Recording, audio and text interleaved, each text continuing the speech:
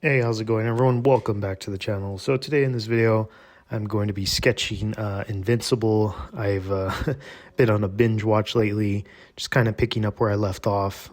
Second season, it's right when it's right when things are starting to get really interesting right now. I believe it's what is it? Invincible is kind of now like he just left Cecil. He's not working for him anymore, and then he just got with Adam Eve. So they just started dating, I guess, now. And so kind of like he's been doing all these side missions going into the future and all these different multiverses. And what I like about the show, it's basically like Justice League, but dark. And I just came across one of those episodes where it was just like, it was a recap of the first season where, you know, him and his dad were fighting in the buildings and took out all these like innocent lives. And it's so crazy how that episode reminded me a lot of Zack Snyder's Man of Steel, and the repercussions of that, of how a hero can feel when he's responsible for, you know, taking out, you know, all these innocent lives. And I think that's what I love about this show. It shows the realistic, you know, realistic life of a superhero, and it's not going to always be painted like this pretty picture, like, oh, they save so many people, or they save everybody. But it's like, come on, not every superhero can save everybody on the planet. And I think that those are the characters I like to relate to, because when a superhero can't save everybody, it makes them like, even they are incapable of almost like having like those human problems where even humans, like they can't solve everything, you know. And so even superheroes, like they can't physically be everywhere. So I really liked that a lot. It's kind of, you know, it's showing like the dark side of, but also I feel like more realistic side of how superheroes would be in the real world if they felt responsible. And I think that's why I still appreciate and love Zack Snyder's Superman, because he showed more, you know, realistic, you know, things of what scenarios of what would happen. And Invincible is like mirroring that.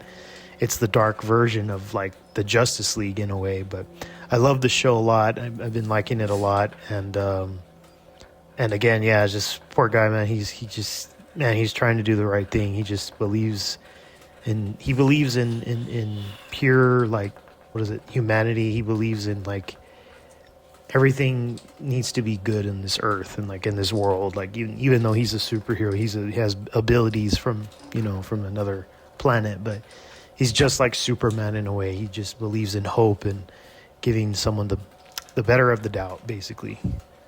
And yeah, Mark is such a great character, well written. Yeah, just seeing a lot of similarities in the from the Justice League cartoons, and all the voice actors. I love hearing all the voice actors in the show. One of a lot of favorite already, so many voice actors that I grew up listening to in the 90s, from all the earlier Justice League, the Batman, the Spider-Man. I've been hearing a lot of familiar voices, so that's really cool. I like how they're all cameoing similar voices. But one of the other reasons what I was going to say is why I like drawing and sketching like comic book or superheroes is because I think it has a lot to do with like the front, well, at least for right now, because this is like a front structure of the character. And I kind of use the same sort of template for that Daredevil painting, same kind of pose. And I kind of wanted to mimic that again and give that same kind of exact pose, just kind of give it a different, you know, flavor with his taste of, you know, his costume and all that. But it's just something about like when you're practicing drawing, like I've been noticing, like it's like, yeah, it's the front part of his face. I forgot what it's called. Front TALIS, something like that. I forgot to say it. And then the trapeze, like his traps, his deltoids, his biceps, you know, his lats, his quads, all his like his external like abdomen, like oblique area, and like those are the like things that I always try to like capture every time I'm drawing, like sketching things. I always find myself like being fascinated with like the superhero poses and how to get it a certain angle. And yeah, obviously like a front structure is a little bit easier in some ways. I mean, and then like, but like when they're doing like a certain kind of pose where they're sideways or from the back, those are like the harder poses to do or like to draw. But I've always been fascinated by that, and it's just that respect of comic book art and like comic book, drawings and sketches that you see in comic books and stuff. So I've just always been a fan of that, and just when I see superhero shows, it makes me want to draw again. It makes me want to relive that childhood of drawing out all my favorite superheroes, and I sometimes, I just kind of go on a rabbit hole of just let me just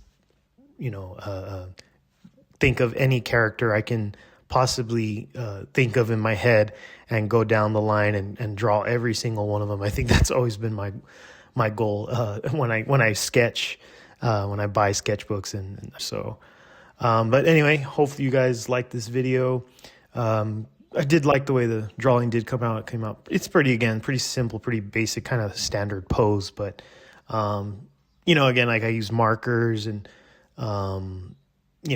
pens and all that. But I first started out with sketching first, and then use the pen to trace everything again, and then markers to color it. And then sometimes I finish it even with like a marker, like a sort of something in the background to give it like color, give it some sort of accent. And yeah, so hopefully you guys like this video, and I'll catch you guys in the next one. Thanks. Bye.